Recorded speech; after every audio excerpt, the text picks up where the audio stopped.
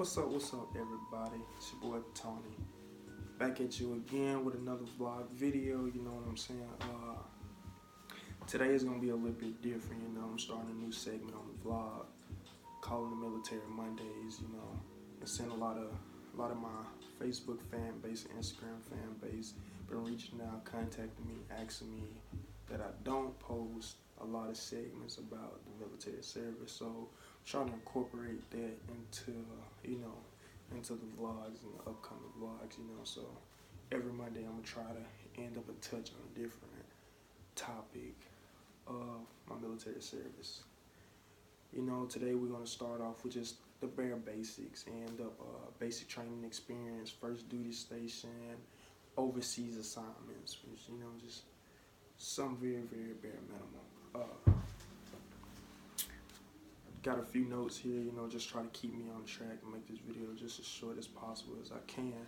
So jumping right into it, how I started and pretty much my process of talking to the recruiter, going to Meps, end up shipping out to my basic training duty location. First off, let me start by saying that everybody's experience is going to be a little bit different depending on where you go to basic training at, what MOS that you pick, you know, depending on how long you're going to be there and where location you're going to go. Then it branches out to what branch of the armed forces that you choose to join. You know, from my side of the house, it will be the U.S. Army, so basic training experience might vary, you know, in different ways, depending on what branch you might choose, MOS, and so on and so forth.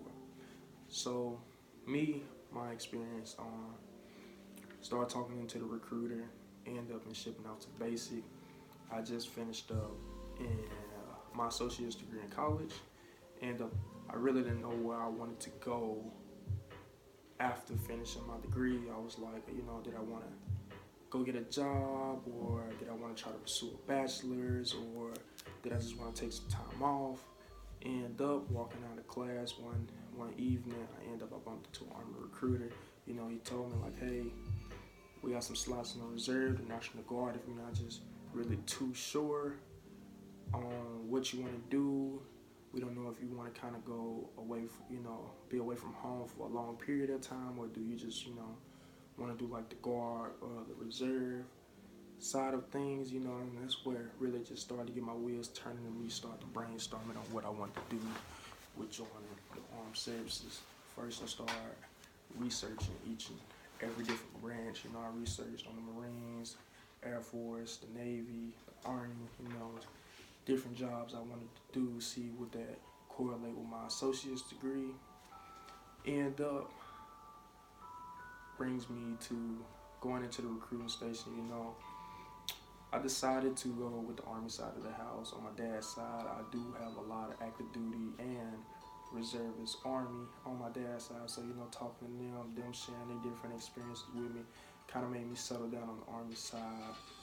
Really, the MOS that I picked starting off really was just off. You know, I just wanted to kind of have fun and, you know, on my first enlistment. So I chose to sign as a 11 X-ray infantry recruit.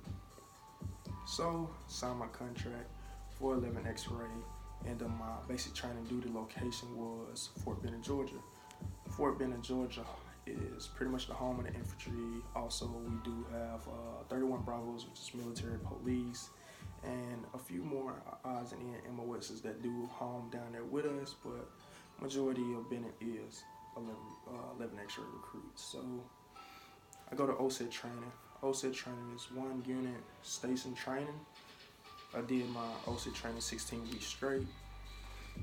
I was there from September of 2015. So basic wasn't that long ago, but been a little bit of time. I know stuff changed, you know, in between the time from September 2015 up to December of 2015. Pretty much the journey to Georgia. You know, I'm from Arkansas, as you can see, so Arkansas and Georgia is really not too far away. So I really fly to Memphis, Tennessee, landed down at Hatfield International Airport in Georgia. The shuttle comes up to the airport, picks us up, take us down to 30th AG in Fort Benning, and pretty much that's where my basic training experience started. I do about, I want to, if I can recall correctly, it was about 5 days to a week in 30th AG. Not gonna dive too much deep into that, you know, that I'll try to make that a separate video, just describing 30th AG and every experience in basic training. This video will be extremely long, but I do about 5 days in 30th AG, which is reception, where you go through your admin paperwork, you get all your medical screening, you pick up your CIF, which pretty much is like your military clothing, the stuff you're gonna pretty much need to complete your basic training experience. Pretty much just in process into the installation. Every installation you go to, no matter what military, I can safely say, no matter what military branch you go through, you're gonna have to always in process in some type of way with admin, medical, and clothing, CIF, pretty much. So as a basic training recruit, you will have to do the same. Well, basic training trainee, you will have to do the same thing. So you go through 30th, reception at different basic training locations might be named something else. I just know for Fort Benning, that's what we call 30th AG.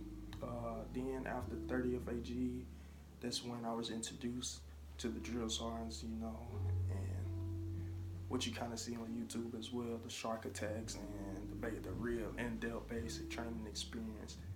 That's where, you know, where you start encountering that.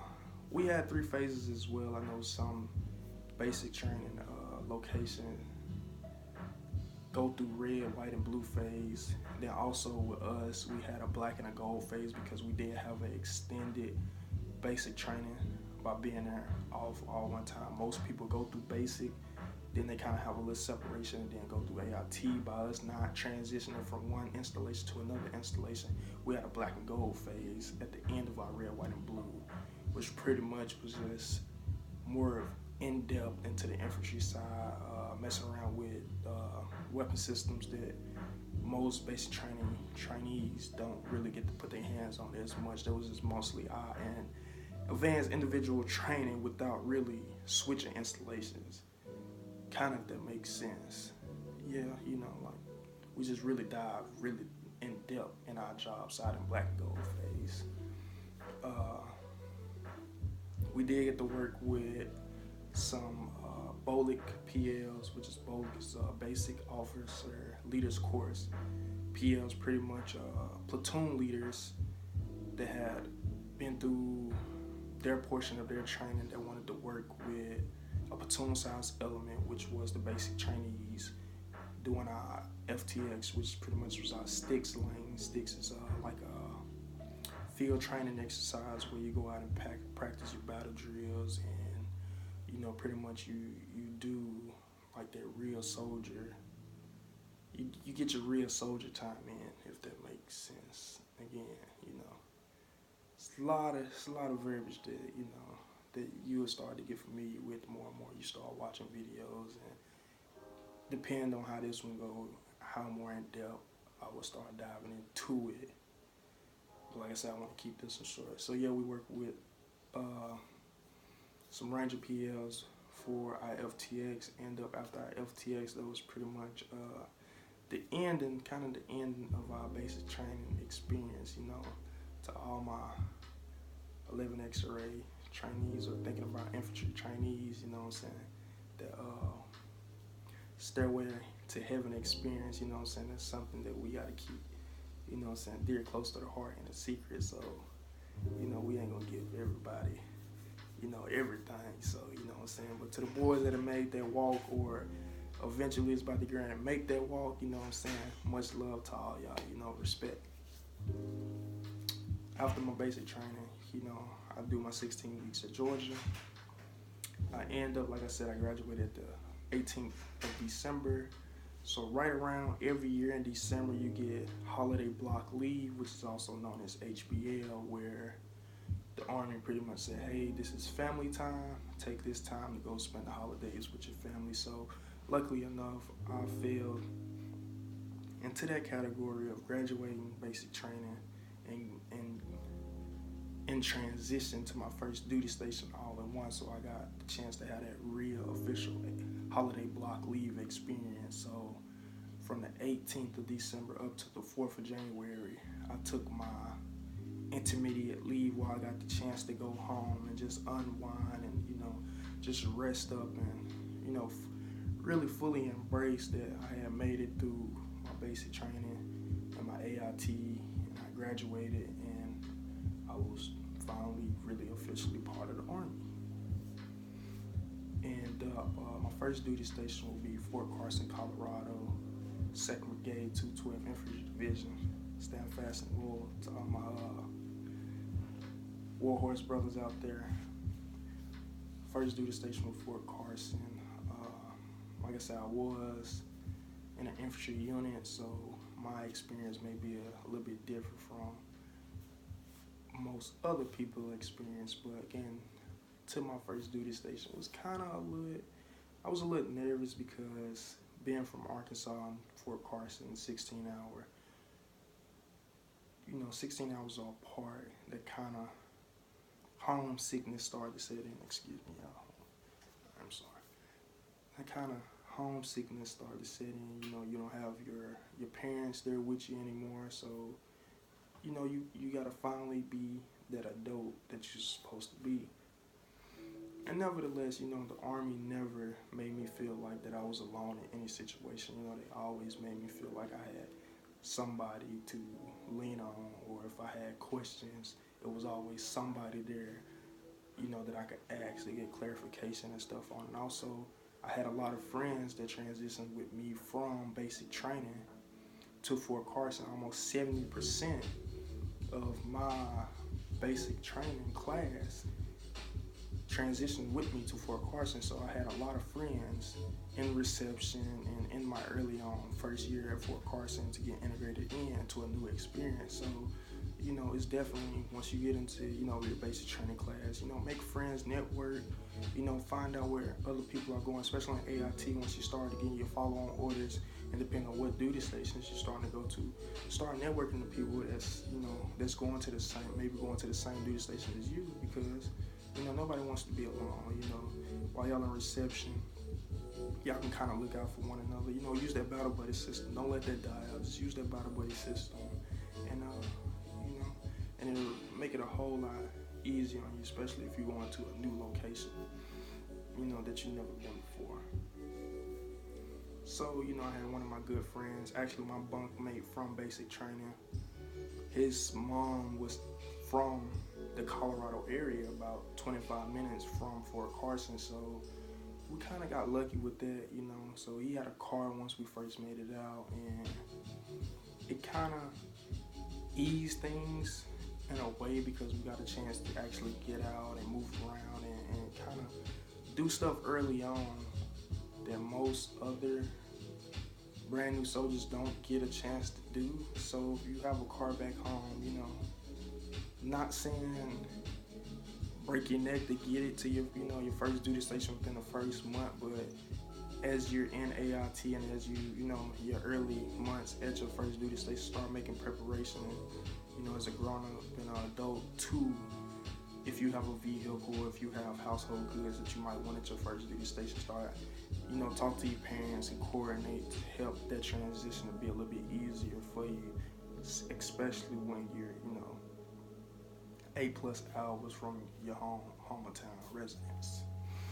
So we in process in Fort Carson, and this is where things kind of, like I said, everybody experience is a little bit different, but this is where things kind of break up a little bit. Me and my best friend, we are split in 2 different battalions. Pretty much a battalion is like, to put it in normal terms, it's like a neighborhood.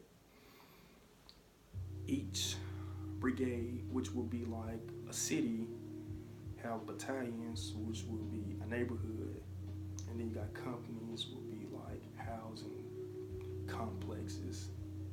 Trying to make this as some way where people that don't know the terminology can kind of like visualize it a little bit. But yeah, pretty much me and my best friend got placed in 2 separate places on the installation, but we were still housed in the same place.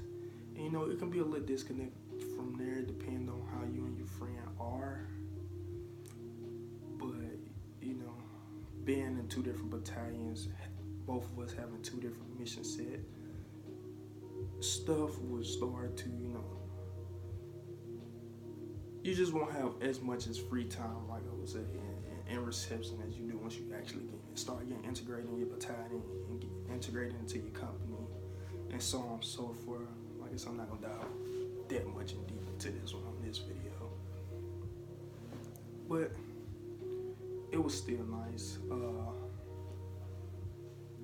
Luckily enough, within the first few months, I was at Fort Carson.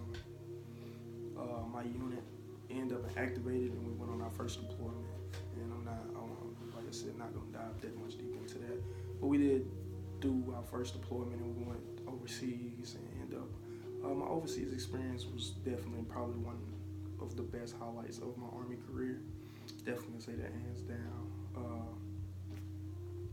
Transitioning back was definitely once again a new experience. Being gone for almost a full year, coming back, things was a little bit different. You know, mindset was a little bit different.